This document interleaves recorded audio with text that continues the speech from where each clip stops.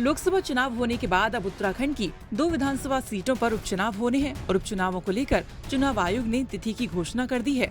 जिन 2 सीटों पर उपचुनाव होना है उनमें से एक है बद्रीनाथ सीट और दूसरी है मंगलौर सीट। बता दें कि बद्रीनाथ से हाल ही में कांग्रेस के राजेंद्र भंडारी के बीजेपी में शामिल होने के बाद ये सीट खाली हुई थी और मंगलौर से विधायक सरवत करीम अंसारी के निधन के बाद सीट खाली हुई।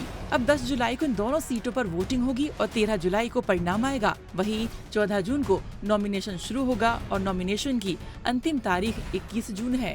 अभी माननीय चुनाव आयोग ने एक दिशा निर्देश जारी किया है, प्रेस नोट जारी किया था। वो है इलेक्शंस का, बाई इलेक्शंस के बारे में। उसमें उत्तराखंड का भी 2 असेंबली कॉन्स्टिट्यूंसीज आ रहे हैं। वो है नंबर 4 बद्रीनाथ, ये 4 है उसका असेंबली कॉन्स्टिट्यूंसी का नंबर है। ये है माननीय श्री राजेंद्र सिंह भंडारी जी का रेजिग्नेशन की वजह से खाली हुआ है।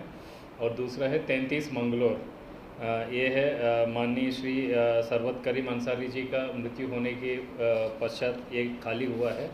इन दोनों के लिए बाई इलेक्शन माननीय निर्वाचन आयोग ने आज कैलेंडर जारी किया है। इस कैलेंडर में 4 दिन के बाद गैजेट नोटिफिकेशन जारी होगा। नॉमिनेशन की फाइलिंग की अंतिम तिथि ये है 21 जून को, मतलब आज से 11 दिन के बाद नॉमिनेशन फाइलिंग की लास्ट डे है। और स्क्रूटनी, नॉमिनेशन की स्क्रूटनी है 24 जून तारीख को है नॉमिनेशन की स्क्रूटनी। और विड्रॉल है, जो कैंडिडेट की विड्रॉल, जो भी कैंडिडेट विड्रॉ करना चाह रहा है वो 26 जून को होगी, बुधवार को।